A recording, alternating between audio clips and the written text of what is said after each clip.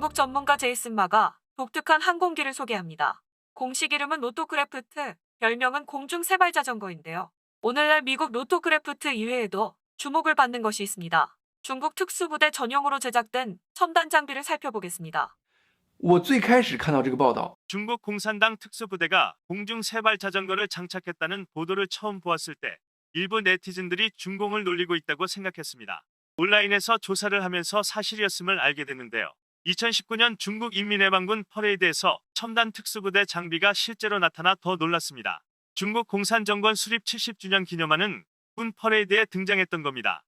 中共媒体称它有巨大的军事价值。 중국 관영 매체들은 이착륙 거리가 짧고 저속 적어도 비행이 가능하며 운전이 쉽고 가격이 저렴하며 숨기기 쉽다며 군사적 가치가 크다고 주장했습니다. 하지만 관련 자료를 읽다 보면 일종의 블랙 유머를 읽고 있는 듯한 느낌을 받게 되는데요. 진지하게 읽기 위해서 다시금 이것이 중국 공산당의 무기이고 심각하며 주의 깊게 연구해야 함을 거듭 떠올려야 했습니다.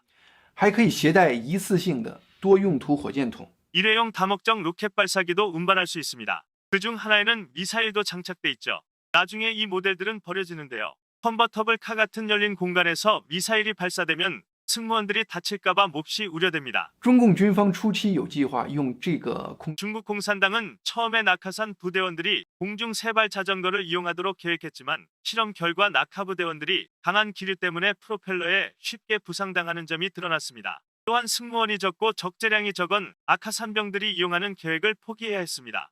一篇赞美该设备的 해당 장비를 칭찬하는 기사에 따르면 중국 공산당이 대만을 공격할 때 큰 힘을 발휘할 수 있다고 합니다. 논리는 간단한데요. 거리만을 기준으로 했을 때 해당됩니다. 해당 기사는 이런 공중 세발 자전거가 최대 600km까지 비행할 수 있다고 주장합니다. 대만 해협은 200에서 300km에 불과합니다. 기사는 해안 기지에서 이렇게 일종의 해협을 가로지르는 기처럼 해협을 건널 수 있다고 말합니다. 그리고 이것이 실현됐을 때 전통적인 특수 작전이 될 것이며 역사의 길이 남을 것이라는 겁니다. 这个设备可能是研发人员 개발자는 적의 무기와 전투 효율성이 당국에 의해 집이 허물어진 중국인들과 동일하다는 점을 알았을 겁니다. 돌이나 화염병 같은 걸 던지는 수준이죠. 상대가 괜찮은 무기를 가졌을 때 속도가 느린 특히 하강할 때 공중 세발 자전거를 타는 병사들은 표적이 됩니다. 有文章介绍说， 항공엔진 봄바르디스 로텍스 덕분에 개선된 항공엔진은 600km도 날 수 있다는 기사도 나왔는데요. 제가 확인했을 때 오스트리사 BRP 로텍스임을 발견했습니다. 중국 인민해방군 산업은 자신의 비행기를 자랑스러워하며 군 퍼레이드 때 선두적인 모델이라며 내놓았을지 몰라도 핵심 부품은 외국에서 왔습니다. 当然了，中共的媒体报道说，中国的特种兵对他喜欢的不得了。 중국 공산당 언론은 정권의 특수부대가 정말 기뻐한다고 전했습니다. 완전히 이해합니다. 가족들이 총을 살 수 있게 하고 마당에 있는 나무에 쏘도록 허락하면 신나서 총을 기쁘게 쏘겠죠.